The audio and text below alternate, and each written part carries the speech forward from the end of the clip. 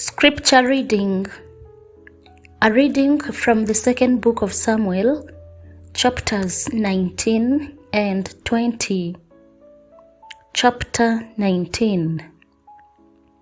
It was told Joab, "The king is weeping and mourning for Absalom."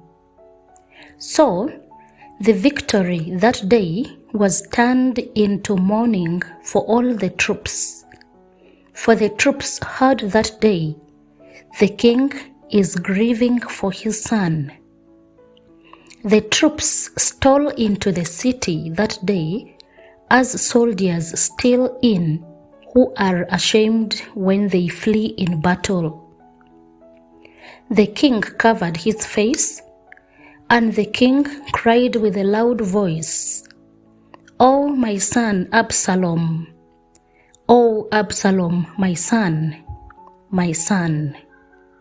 Then Joab came into the house to the king and said, "Today you have covered with shame the faces of all your officers who have saved your life today, and the lives of your sons and your daughters, and the lives of your wives and your concubines, for love of those who hate you and for hatred of those who love you. You have made it clear today that the commanders and the officers are nothing to you. For I perceive that if Absalom were alive and all of us were dead today, then you would be pleased. So go out at once and speak kindly to your servants, for I swear by the Lord, if you do not go, not a man will stay with you this night, and this will be worse for you than any disaster that has come upon you from your youth until now." Meanwhile, all the Israelites had fled to their homes. All the people were disputing throughout all the tribes of Israel, saying, "The king delivered us from the hand of our enemies and saved us from the hand of the Philistines. And now he has fled out of the land because of Absalom. But Absalom, whom we anointed over us, is dead in battle. Now therefore, why do you say nothing about bringing the king back?" King David sent this message to the priests Zadok and Abiathar. "Say to the elders of Judah, why should you be the last to bring the king back to his house? The talk of all Israel has come to the king. You are my kin. You are my bone and my flesh. Then why should you be the last to bring back the king?" And say to Amasa, "Are you not my bone and my flesh? So may God do to me and more, if you are not the commander of my army from now on in place of Joab." Amasa swayed the hearts of all the people of Judah as one, and they sent word to the king, "Return, both you and all your servants." So the king came back to the Jordan, and Judah to Gilgal, to meet the king and to bring him over the Jordan. Shimei, son of Gera, the Benjaminite, from Bahurim, hurried to come down with the people of Judah to meet the king. With him were 1,000 people from Benjamin, and Ziba, the servant of the house of Saul, with his 15 sons and his 20 servants, rushed down to the Jordan ahead of the king. Shimei, son of Gera, fell down before the king as he was about to cross the Jordan, and said to the king, "May my lord not hold me guilty, or remember how your servant did wrong on the day my lord the king left Jerusalem. May the king not bear it in mind. For your servant knows that I have sinned. Therefore, see, I have come this day, the first of all the house of Joseph, to come down to meet my lord the king." Abishai, son of Zeruiah, answered, "Shall not Shimei be put to death for this, because he cursed the Lord's anointed?"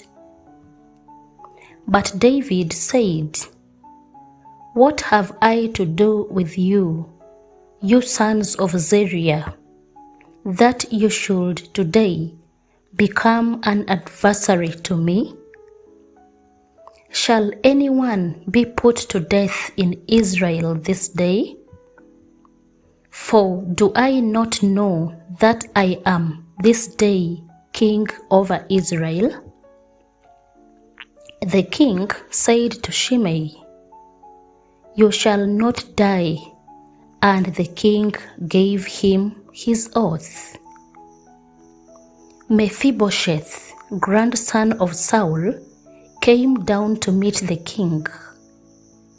He had not taken care of his feet, or trimmed his beard, or washed his clothes from the day the king left until the day he came back in safety.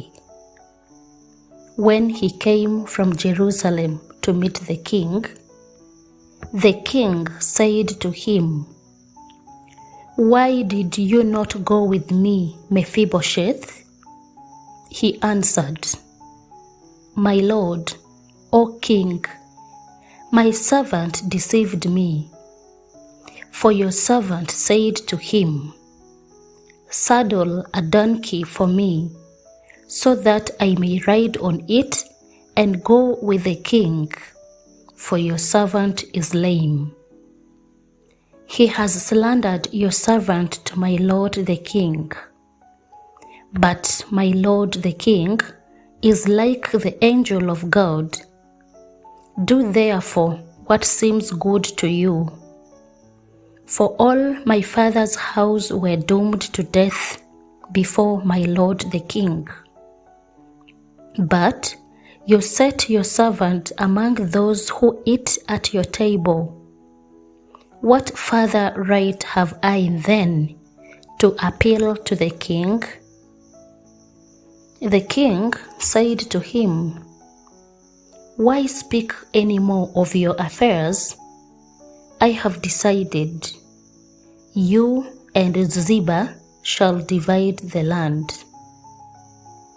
Mephibosheth said to the king, "Let him take it all, since my lord the king has arrived home safely." Now Barzillai the Gileadite had come down from Rogelim. He went on with the king to the Jordan to escort him over the Jordan. Barzillai was a very aged man, 80 years old. He had provided the king with food while he stayed at Mahanaim, for he was a very wealthy man. The king said to Barzillai, "Come over with me, and I will provide for you in Jerusalem at my side." But Barzillai said to the king, How many years have I still to live, that I should go up with the king to Jerusalem? Today I am 80 years old. Can I discern what is pleasant and what is not? Can your servant taste what he eats or what he drinks? Can I still listen to the voice of singing men and singing women? Why then should your servant be an added burden to my lord the king? Your servant will go a little way over the Jordan with the king. Why should the king recompense me with such a reward? Please, let your servant return, so that I may die in my own town, near the graves of my father and my mother. But here is your servant Chimham. Let him go over with my lord the king, and do for him whatever seems good to you. The king answered, Chimham shall go over with me, and I will do for him whatever seems good to you, and all that you desire of me I will do for you.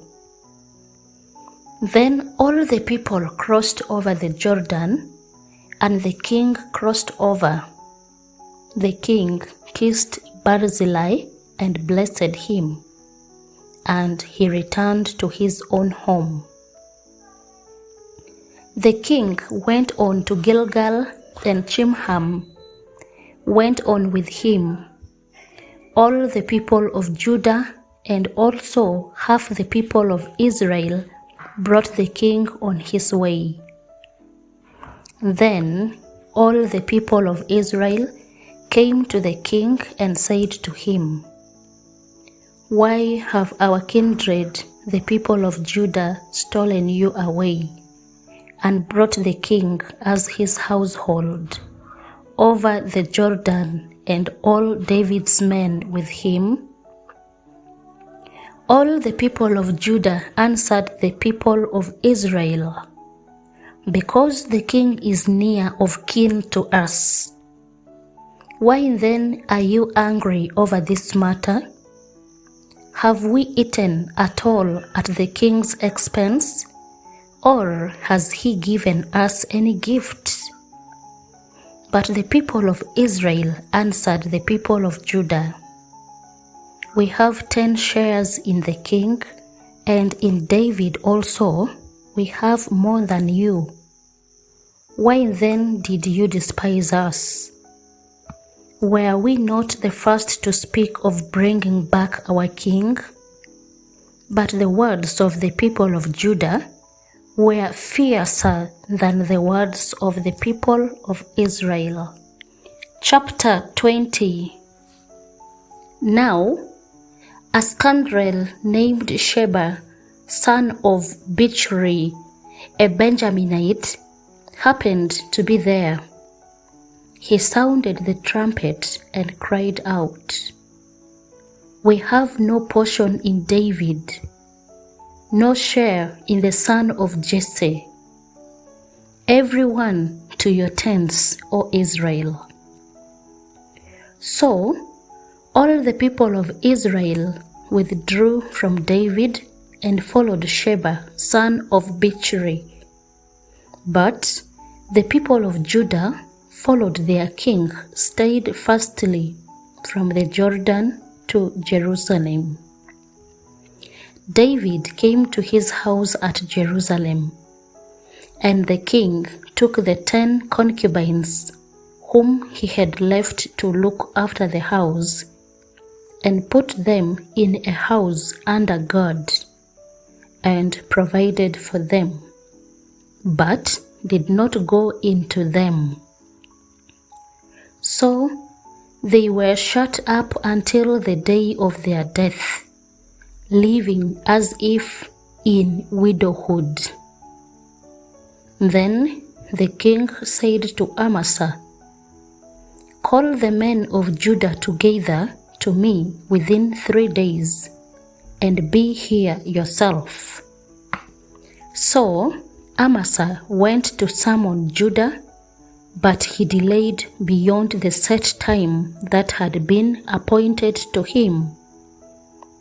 David said to Abishai, "Now Sheba, son of Bichri, will do us more harm than Absalom. Take your Lord's servant and pursue him, or he will find fortified cities for himself and escape from us." Joab's men went out after him, along with the Cherethites, the Pelethites, and all the warriors. They went out from Jerusalem to pursue Sheba, son of Bichri. When they were at large stone that is in Gibeon, Amasa came to meet them. Now Joab was wearing a soldier's garment, and over it was a belt with a sword in its sheath, fastened at his waist. As he went forward, it fell down. Joab said to Amasa, "Is it well with you, my brother?" And Joab took Amasa by the beard with his right hand to kiss him.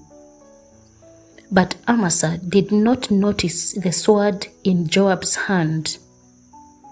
Joab struck him in the belly, so that his entrails poured out on the ground, and he died.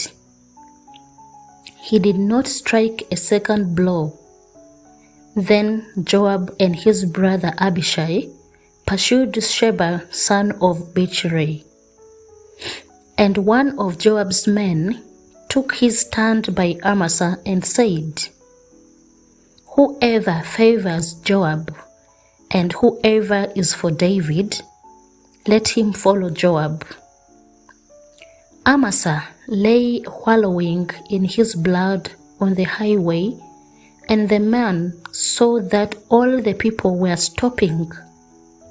Since he saw that all who came by him were stopping, he carried Amasa from the highway into a field and threw a garment over him.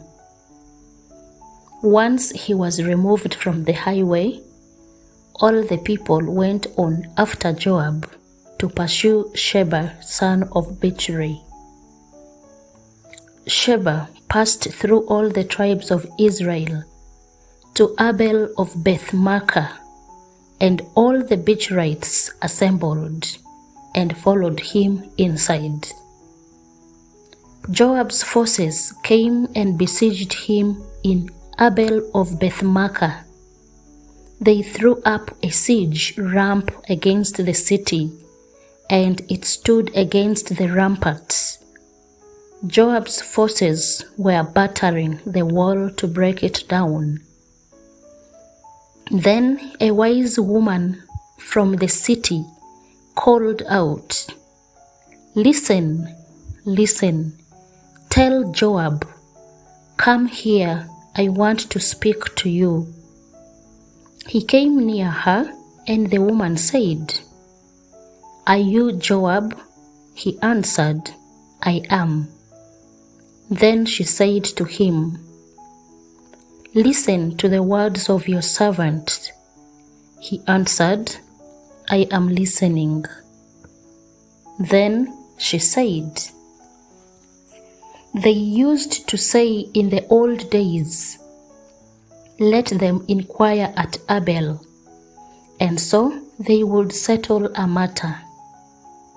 I am one of those who are peaceable and faithful in Israel. You seek to destroy a city that is a mother in Israel. Why will you swallow up the heritage of the Lord?" Joab answered, "Far be it from me.